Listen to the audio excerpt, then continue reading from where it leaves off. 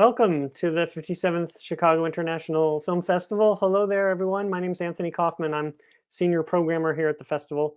We're very excited to have with us the Cannes award-winning director, Sergei Loznitsa. If there are people listening live, you can ask questions in the chat, and I will filter them over to Sergei, who can answer the questions. We're very honored to have the film. I believe we have the North American premiere of the film here in competition at the Chicago International Film Festival. Sergei, you've made a number of acclaimed films: My Joy, In the Fog, Donbass, Maidan, which I actually hosted a screening of here in Chicago several years ago as part of a documentary film festival. And now here you're back with this film, Babi Yar Context. I know there's a slight delay in our in my vocals, so we'll just take some time after I ask the question so you can hear the question. So let's just start with the archive of this film. It's extraordinary, the details of the images that you have dug up. Can you talk about where all of these images came from, and what did you do to those images to make them so alive? So good day, evening, morning, I don't know, it's evening, I think, at least afternoon. My digital image greet you.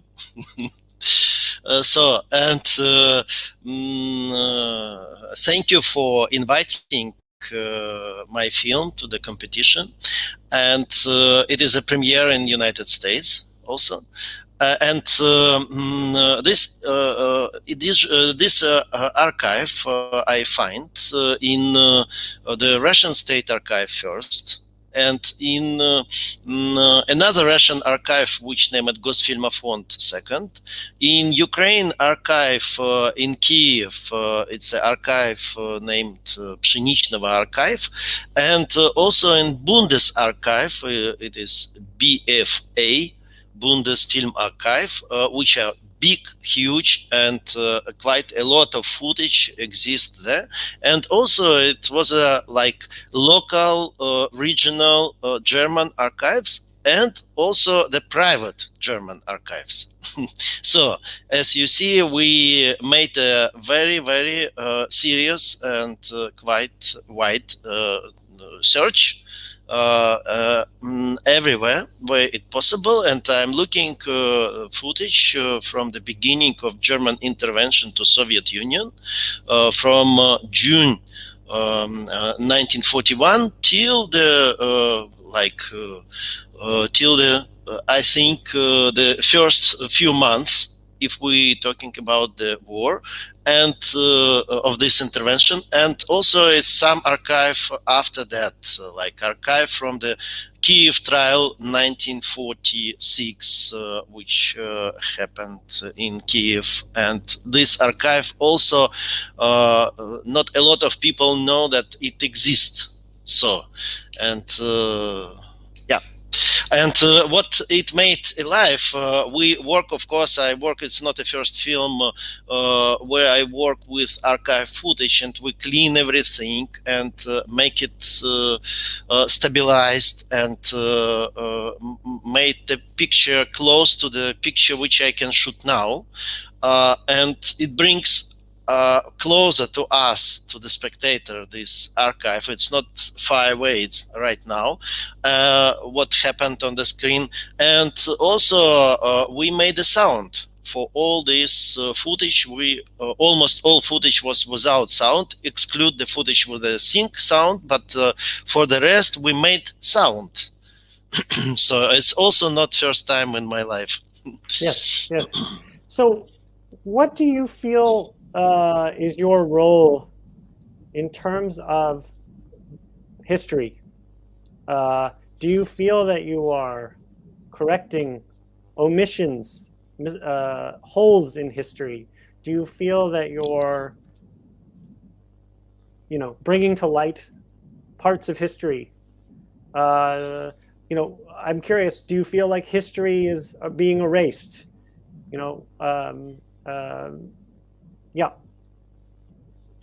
I feel myself like a Herodotus. You know, the oldest historian, Greek historian, Herodotus. uh, you know, in Soviet time, this history was forbidden, and everything what connected to Babi Yar or Holocaust in Soviet Union was under censorship, and you are not allowed to say, and it was like few things which appears, like the poem of Yevtushenko, Babi Yar. It's a famous poem, and also 13th Symphony by Shostakovich. But this symphony was performed only few times, maybe 3, 4, 5 times in different cities, and after that, basta. So, and they normally historians, they didn't wrote the books about that, about Holocaust on the territory of Soviet Union, and this history was missing.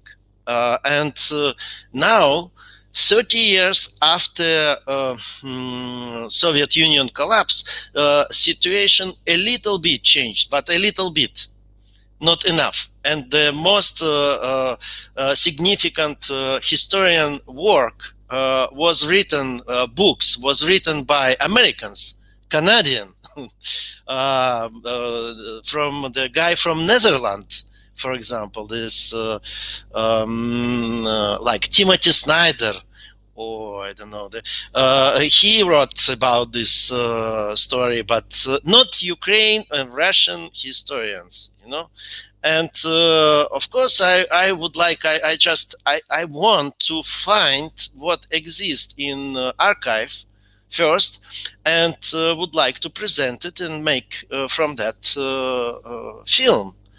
And idea of my film was very clear. In the end, you can read it, that this story, this tragic history was absolutely like forgotten and in Soviet time. And now it start appear a little bit like, you know, the memorial started in 5 years ago in Kiev, and they tried to build something, collect all footage, all archive, and etc. And they even commissioned this film. So it is just a beginning. You know, I'm surprised that it started right, like so late. No, some people, of course, in the end of Soviet epoch, like in 1990, did some films, but it was not enough. It is like the first drops, because the scale of this tragedy is so big, and we still in Kiev, in this place, have a Soviet monument. And each nation after that put the small monument and built the small monument for this nation, like Jewish monument, Gypsy monument, and like Ukraine monument, because some Ukraine nationalist was shot at also there. Yes. And it looks like a different kind of point of view on this story. So, and even now, for example, we fight for, you know, for this symbolic value of Babi Yar.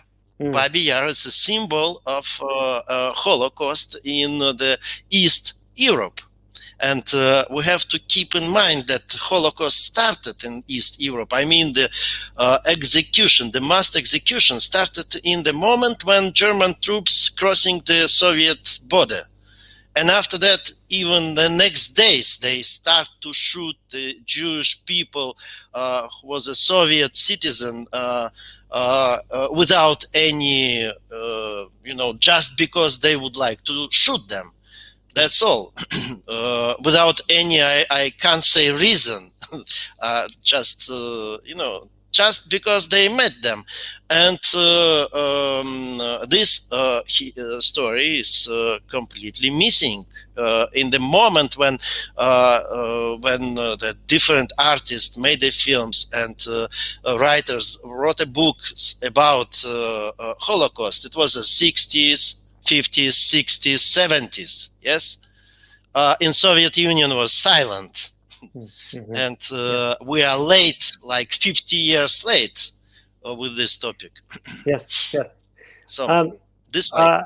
I know American Jews, as you mentioned, who know Babi Yar, and people are familiar with it within that community. Now, in Ukraine, how much do people know about it? In Ukraine, yes, I think quite a lot of people know about that. Of course, all citizens of Kiev, they know about that, of course. But after film was shown on TV, 5 million spectators watched the film.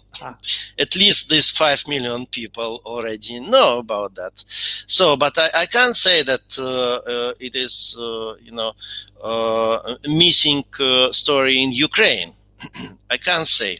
But in general, if you're asking somebody in Europe, they just only Jewish people know about. Yes. It is story not for and this story is one of the significant and most important in the beginning of this Holocaust, in the beginning of the execution, because they first in this war they execute so much people in 2 days, like 33,000 people was killed. This is impossible imagine, and this also it was a kind of test how world will react and how the local population will react. And after that, if you find the reports or these reports which these German authorities from the special troops they sent to the center to Berlin, you can find that they just define this action like a successful action, that people, how they write it, did not protest. I mean the local population, neighbors, they are not protest, and this is most simple what they write, because some of them was even not happy but agree with this policy. And this why this question is still painful. Yes, so to touch it, it's very painful, because they have to say true what happened in that time and who did in this time, and what we can do now with that. So yes, that actually leads me to my next question. So in presenting the film, we mentioned it to the certain Ukrainian communities in Chicago, and they were uncomfortable about supporting it. They were uncomfortable with the message of, I think, Ukrainian complicity, the people's complicity, right? That they let this happen. And so I was curious to ask you about that. Is there controversy within Ukraine, within the Ukrainian community, of their involvement, maybe not directly, but indirectly? Understand? Yeah, but understand that of course in Ukraine now exist people who don't want to see this film, don't want to have this film at all, and they are against. But now to answer why, I have to say that it is because this topic was not discovered, and people live in same Soviet paradigm or historical paradigm, or they create mythological paradigm. about mythological Ukraine. They are thinking, for example, that all people whom they can see in the film, they are Ukrainians. I mean, the ethnically Ukrainians, but it's not true. If you just look to the population of each city in the west of Ukraine, each city, it is like percentage, how many whom. It is biggest part of this percentage is from 30 till 60 in different city. It's a Polish people, Polish. After that, German, 10-20% German. And after that, another part of the population, it's a Jewish. It is from 20 till 40 or 50% of this population of the city. And Ukrainians in the city, different kind of town, city, and etc., they like, let's say, from 5 till 20 in different cities. It is you can just looking in I don't know, this kind of statistic even in Wikipedia, you can find it. It means that Ukraine population, they are living in the countryside. They are not living in the city. But my film was shot in the cities, in Kiev and Lvov, and they just misled by the knowledge which they have about history. They're thinking that Lvov was a Ukraine city before. No, no, before 1939 it wasn't a Ukraine city at all. And they are saying that these all people are Ukrainians and you accused Ukrainian population, etc., ethnically. But it's not true. It is another story, another history, and they have to, first of all, they have to learn history and understand what happened and why. So, and second thing, it is a relationship between this organization, Ukraine Organization of Ukraine Nationalists, OUN, and relationship with the German authorities, because it was a kind of game between them, and OUN, this organization, expect from Germans that they give them a state under German protection. And they play some game and was on German side till the moment when this moment in my film exists. It is a moment when Hans Frank came to the Gauleiter, governor of Poland. He came to Lvov. In that moment, they expect that Lvov will be a capital of the Ukraine state, how they want. And Hans Frank said, no, it will be a part, Galicia will be a part of Poland. And after that, part of this Ukraine nationalists, they just leave German side and start to fight. And other part, they somehow support Germans till the moment when Germans decide that they don't need Ukraine nationalists for keeping control on this territory. So this is a game. But now all these people, leader of all this organization, they are hero. And in somehow you have like conflict inside the presentation of history, how to present and what to do with this fact, And my main question that if this Ukraine nationalist organization have a different solution about Jewish people than German special troops, I'm not sure.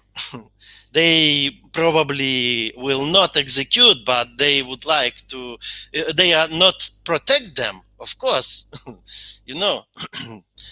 It wasn't different point of view, and somebody who just have a gun and protect against German Jewish population. No, it not happened.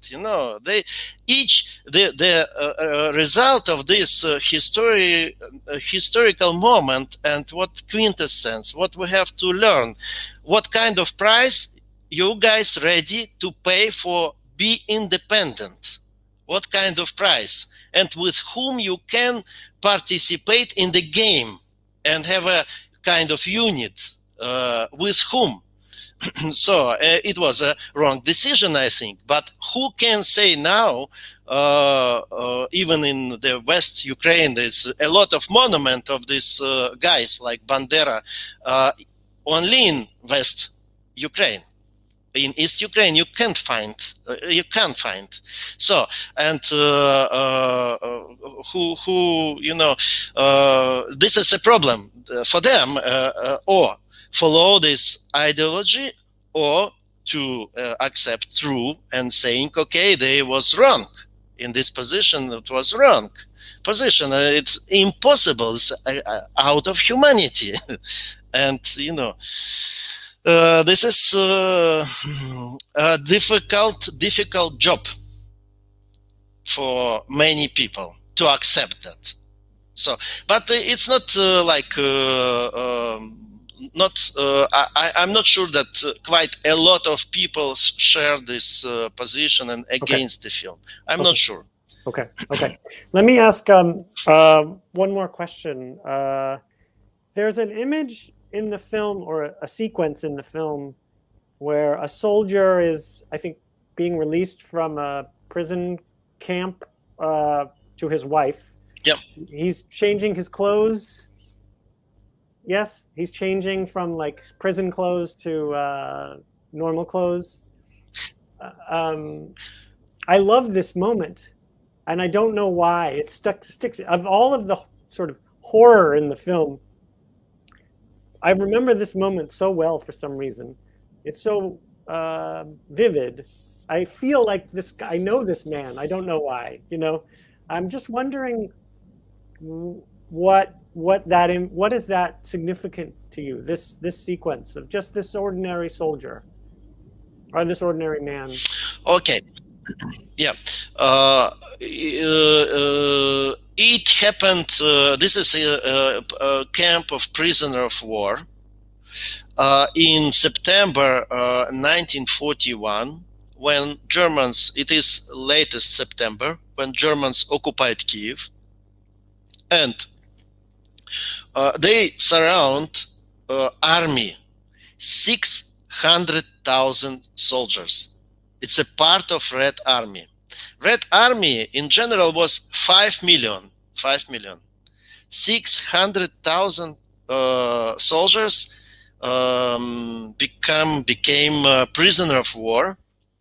And first of all, nobody was ready. I mean, the German authorities and Wehrmacht, they was not ready to give the food to these people. They don't have a food for that people. So, and second, they don't know where to put them. And these people normally, they are staying on the field. And I show some places. You can see till horizontal line, it's crowded with people.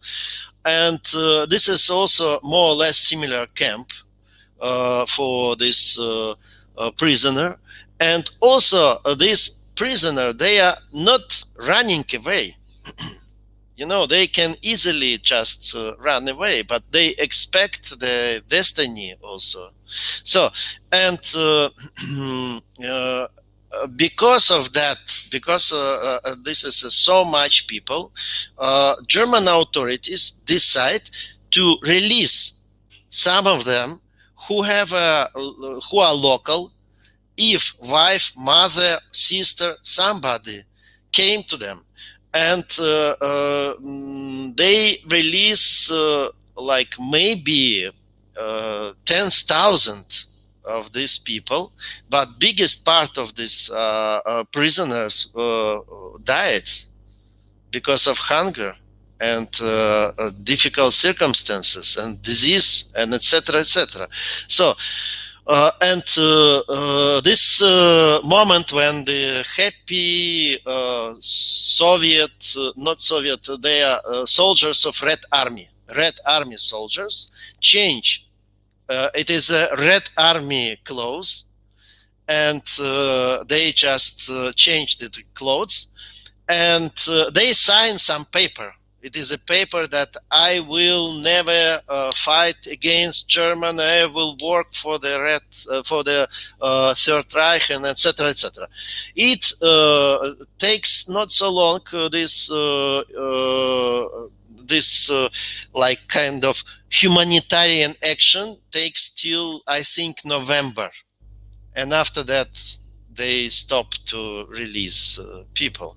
So, and the rest, in general, for this 6 months, it is not a lot of people know it, but it's important to know, because without it, it's difficult to understand why Red Army collapsed. And for this 6 months of the war with between Soviet Union and Germany, 3.5 million people became the prisoner of war. 3.5. Can you imagine? From 5 million, 700,000 was killed in different front line for the half a year.